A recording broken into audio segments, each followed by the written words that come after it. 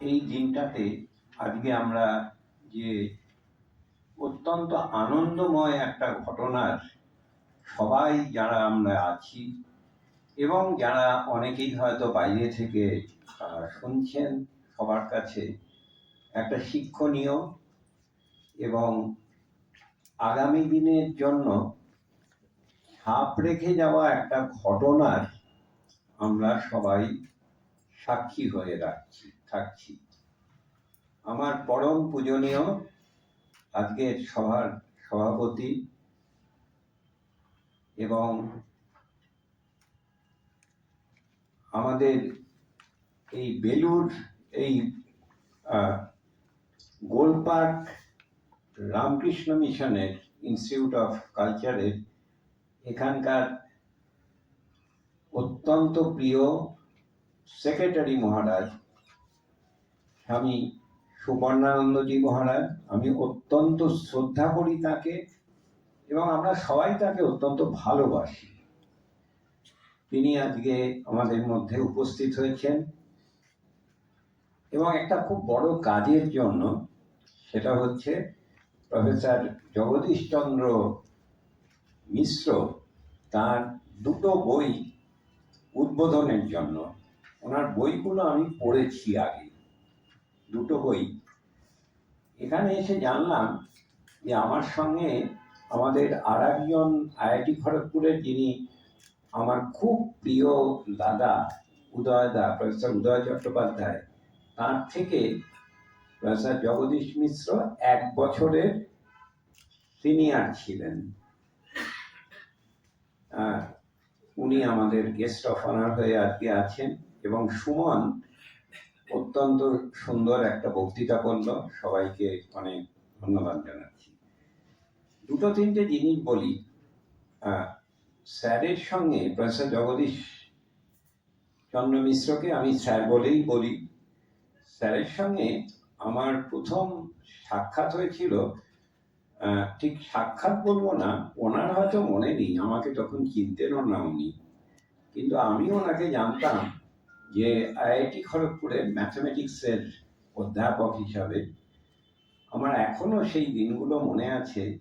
উনি সকালবেলায় স্নান করে সকালবেলায় আমাদের ওই রাস্তা দিয়ে উনি হাঁটতেন এবং সংস্কৃত মন্ত্র বিশুদ্ধভাবে উনি অনর্গল সেই স্তোত্রগুলোকে উনি পাঠ করে করে যেতেন। আমি অবাক বিস্ময়ে তাকিয়ে দেখতাম যে সত্যিকারের একজন শান্ত সমাহিত সাধকের যেন একটা উইজডম বর্ষিত হয়ে আসছে আমাদের এই আইআইটি খড়গপুরের রাস্তার উপরে। শুনতাম শ্লোকগুলোর অনেক কিছু বুঝতাম না, সত্যি কথা বলতে কি অতটা বুঝি না, কিন্তু এত ভালো লাগতো। তা আমি পরে শুনলাম স্যারের সম্পর্কে আরো কত, এগুলো হচ্ছে সব 70-এর দশকের শেষের কথা। আমি তখনও ওখানে গবেষণা করছি, কিন্তু অনেকবারই স্যারকে দেখেছি যে রাস্তায় এই সংস্কৃত মন্ত্র উচ্চারণ করতে করতে, মানে দেখে আমি না অবাক বিস্ময়ে তাকিয়ে থাকতাম। আইআইটি খড়গপুরের মধ্যে কিন্তু এটা একটা অত্যন্ত ব্যতিক্রমী সিন। প্রফেসর মিশ্র পরবর্তীকালে যে সুদীর্ঘ, আপনারা দেখেছেন যে উনি প্রায় 60 বছরের কাছাকাছি সময় উনি শিক্ষকতা এবং গবেষণার সঙ্গে যুক্ত ছিলেন।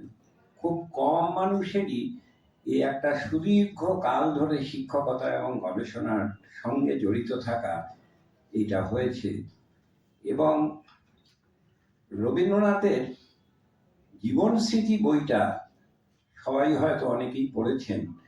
জীবন স্মৃতি বইটা পড়ে সেখানে এক জায়গায় রবীন্দ্রনাথ লিখছেন, জীবনের এই চলার পথে জীবনের যে স্মৃতি, সে কি লিখে যায় জানি না, কিন্তু যে লেখে সে কিন্তু ছবি আঁকে, এটা একটা ছবির মতো। এই বইটা পড়তে পড়তে আমি দেখলাম যে অসাধারণ সুন্দর একটা ছবি উনি সবার কাছে প্রতিষ্ঠিত করতে পেরেছেন। আমার ভীষণ ভালো লেগেছে যে ওনার জীবনের এটা না প্রত্যেককে আমার মনে হয় যে পড়া দরকার। অসাধারণ বেশ কয়েকটা ঘটনা বলি, আমি মন্ত্রমুগ্ধের মতো পড়ে গেছি। ওনার বাবার ভীষণ ইচ্ছে যে উনি রামকৃষ্ণ মিশন এবং বেলুড় মঠে সেখানে উনি পড়াশোনা করেন।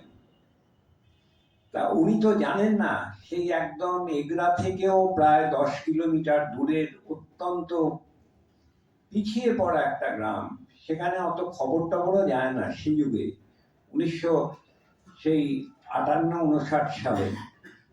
ওই সময় উনি একদিন বাবার সঙ্গে গ্রাম থেকে বেলুড়ে উনি কলকাতাতে প্রথম ওনার জার্নি কি নিখুঁত ভাবে উনি যে প্রকাশ করেছেন, আমি অবাক বিস্ময়ে পড়ছিলাম। প্রতিটা শব্দ চয়ন থেকে আরম্ভ করে উনি কিন্তু যা লিখেছেন এটা একটা ছবি আঁকার মতো। ঠিক রবীন্দ্রনাথ যেমন লিখেছিলেন যে যিনি লেখেন, যিনি আঁকেন, তিনি কিন্তু ছবি আঁকেন। সেখানে যখন গেলেন, কি করে গ্রাম থেকে উনি আসলেন একটা মোড় পর্যন্ত, প্রায় 8 কিলোমিটার হেঁটে আসতে হয় সেই গ্রামের আলের পথ দিয়ে। আজকের দিনের আমাদের প্রত্যেকের কাছে, আজকের দিনের ছেলে মেয়েদের কাছে একটা শিক্ষণীয় ব্যাপার। সেখান থেকে অনেকক্ষণ ওয়েট করে একটা বাস, সেই বাসে করে আবার এগরা আসতে হবে। এগরা থেকে আবার অনেকটা দূরে হচ্ছে খড়গপুর স্টেশন। খড়গপুর স্টেশনে সে যুগের স্টিম ইঞ্জিনের মধ্যে সেই রেলগাড়িতে 5 ঘন্টা তখন সময় লাগতো। 4 ঘন্টার সময় তো আমরাই দেখেছি 80 দশকে।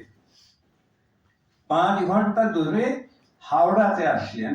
ওনার কলকাতা হাওড়ার প্রথম পদার্পণ করলেন সেই। অর্থাৎ কলকাতায় ওনার আসা হচ্ছে বেলুড় এই মিশনের সঙ্গে জড়িত হওয়ার সঙ্গে একদম একভাবে মিলে গেছে। তো সেখান থেকে এসে উনি যখন গেলেন, তখন প্রথমেই একটা ধাক্কা খেলেন। তার কারণ প্রিন্সিপাল তিনি বললেন, মহারাজ বললেন যে তুমি তো অনেক পরে এসছো। উনি ওনার বাবার সঙ্গে গিয়েছিলেন, বলতে 3 মাস আগে অ্যাডমিশন হয়ে গেছে, এখন কি করে হবে? সব নেওয়া হয়ে গেছে, অ্যাডমিশন টেস্ট হয়ে গেছে, আমরা খবরের কাগজে বিজ্ঞপ্তি দিয়েছিলাম, অ্যাডমিশন টেস্টের বেসিসে ছাত্র ভর্তি হয়ে গেছে, এবছরে আর একজনকেও নেওয়া যাবে না। তা উনি তাতে লিখছেন যে আমার বাবার তখন অত্যন্ত, উনি সারা জীবন এত ওনার ভেতরের আকাঙ্ক্ষা যে আমার ছেলেকে আমি বেলুড়েই এখানেই ভর্তি করব, অথচ ওনারা জানেন না যে সমস্ত অ্যাডমিশন হয়ে গেছে। মাঝে মাঝে মনে হয় যে সত্যি কত কিছু না ঘটনা ঘটে। বেলুড়ে সেই বছরেই একটা বিশেষ ভাবে প্রিন্সিপাল উনি যখন বললেন যে আমার ভীষণ ইচ্ছে, বাবা বললেন যে একটু দেখুন মহারাজ, যদি একটা সিট যদি দেওয়া যায়। প্রিন্সিপাল বললেন কি করে দেবো, সমস্ত হোস্টেলের সিট সব হয়ে গেছে, বুকড হয়ে গেছে, কি করে হয়? তারপরে ওনাদের দেখে বললেন যে আমরা এত দূর থেকে আসছি, সকাল থেকে মনে এত আশা নিয়ে, এই জন্য মনে এত আশা নিয়ে পড়াশোনার প্রতি প্রবল আসক্তি, এই জিনিসটাই কিন্তু প্রফেসর জগদীশ চন্দ্র মিশ্রকে আজকের প্রফেসর জেসি মিশ্রতে রূপান্তরিত করেছে। মহারাজ বললেন যে ঠিক আছে, একটা চিঠি লেখো, একটা এসে লিখতে হবে ইংরাজিতে, সেটা হচ্ছে যে তুমি কি হতে চাও, পড়বেন। আমি এখন একটু ছোট ছোট করে বলছি, অসাধারণ, শুধুমাত্র বলার নয়, পড়তে হবে বইগুলো। এবং এই যে একটা অজানা ল্যান্ডে তিনি যে বিচরণ করছেন, একটা যে জার্নি, সত্যিকারের এই জার্নিটা কি বিরাট একটা ভাবনার বিষয় যে একজনের জার্নি এরকম হতে পারে। তারপরে উনি একটা বললেন, আমরা তো বাংলা মিডিয়ামে, তখন ভালো ইংরাজিও জানি না, কিন্তু ইংরাজিতে লিখতে হবে। মহারাজ বলে দিয়েছেন, ইংরাজিতেই লিখলেন। উনি তখন বললেন, লিখেছিলেন যে আমি ডাক্তার হতে চাই। কি হতে চাও? ডাক্তার হতে চাই। খুব মজার ব্যাপারটা হলো যে দেখুন ঠাকুরের ওই ইচ্ছেটা কিরকম ভাবে একজন মানুষের মধ্যে জীবনে কিরকম ভাবে মিলে যায়। উনি ডাক্তার হননি, উনি ইঞ্জিনিয়ারও হননি, উনি অনার্স করলেন অঙ্কশাস্ত্র নিয়ে। এবং আমি ভাবছিলাম যে সেই অঙ্কশাস্ত্র নিয়ে অনার্স পড়ে 1975 সালে উনি যে সমস্ত কাজকর্মগুলো শুরু করেছিলেন গবেষণার দিকে, উনি প্রথমে কন্টিনিউয়াম মেকানিক্সের উপরে কাজ করতেন, সলিড মেকানিক্স, এবং তারপর থেকে উনি বায়োমেকানিক্সে চলে গেলেন। প্রতি কটা ঘটনা একটা ছবি। এবং উনি যে সেখানে যে জার্মানিতে গিয়ে যে গবেষণাগুলো আরম্ভ করলেন, সেই যুগে এই ধরুন বোনের ফ্র্যাকচারের উপরে উনি গবেষণা করেছিলেন। কি সুন্দর কাজ! এই বোনগুলো হচ্ছে, এখন এগুলোকে বলে হচ্ছে হাইড্রক্সি অ্যাপাটাইট, মানে বোনের মধ্যে ক্যালসিয়াম থাকে, তো এই ক্যালসিয়াম ফসফেট এবং তার সঙ্গে একটা হাইড্রক্সিল গ্রুপ, কেমিস্ট্রির প্রফেসর উদয় চ্যাটার্জি এটার ওনাদের সাবজেক্ট। সিএ, ক্যালসিয়াম, ফসফেট এবং হাইড্রক্সিল গ্রুপ, এই মিলে হচ্ছে হাইড্রক্সি অ্যাপাটাইট। সেটা হচ্ছে বোনের ইম্পর্টেন্ট ইনগ্রিডিয়েন্ট। আর তার সাথে আছে কোলাজেন।